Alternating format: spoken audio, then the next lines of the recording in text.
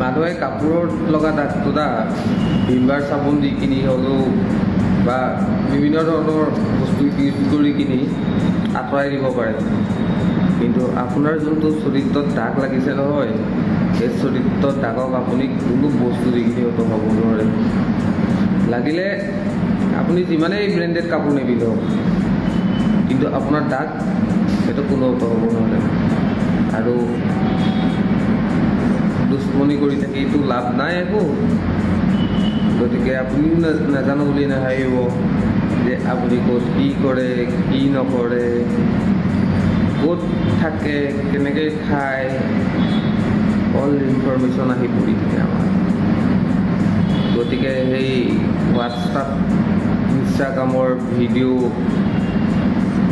বা বেলেগক সোধা, প্ৰথমতে নিজক ভাল পাবলৈ শিকক,